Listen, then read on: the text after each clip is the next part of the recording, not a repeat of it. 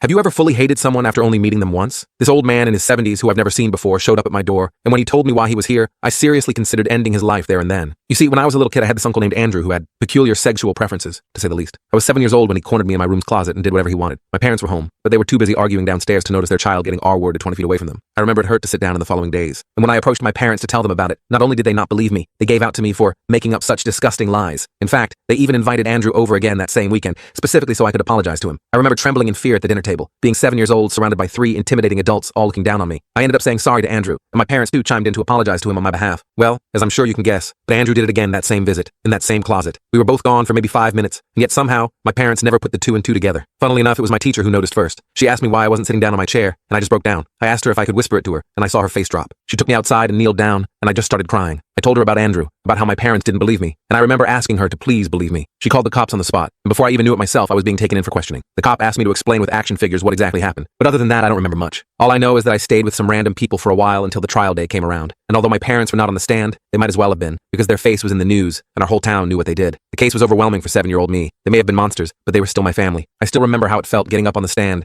and in detail describing what he did to me. I remember how my father mouthed at me to shut up every time I opened my mouth, and how he mouthed, "Don't bother coming home," as soon as the sentence was given. My uncle was given 19 years, an especially harsh sentence because of his previous conviction relating to this. Watching him get taken away was hard, and watching my parents leave the courtroom without looking at me was even harder. Fast forward 21 years. I'm 28 years old, and I had fully gotten over all the fucked up trauma that I went through as a kid, or at least I thought I did, until some old guy knocked on my door. I opened up, and he had a suit on him as well as a briefcase. I told him he was probably at the wrong place, but he said no. "Are you the nephew of Andrew?" Insert his last name. My world stopped. I slowly nodded, and that's when he gave me a piece of news. A piece of news that made me fully realize how messed up our legal system was. He told me my uncle passed away. I originally went to respond that I didn't care, but he interrupted me and kept talking. Apparently, I was my uncle's closest living relative, and my uncle had a lot of college debt left to pay off, $250,000 to be exact. And because college loans are the only kinds of loans that you cannot declare bankruptcy on, it means they can be passed down even after death. This is what happened to me. Thanks to our amazing legal system, I now had to pay off $250,000 in college loans for the man who molested me as a child repeatedly and ruined my life. I just stared at the guy in the suit and told him flat out I would not be paying. I told him what my uncle did, thinking it would persuade him, but he didn't even flinch. He told me he flat out didn't care. He told me my uncle could have unalived my firstborn for all he cares. I had to pay, and if I didn't, I'd be facing 10 years in prison. I couldn't finish the full story here. It is on my channel and linked below.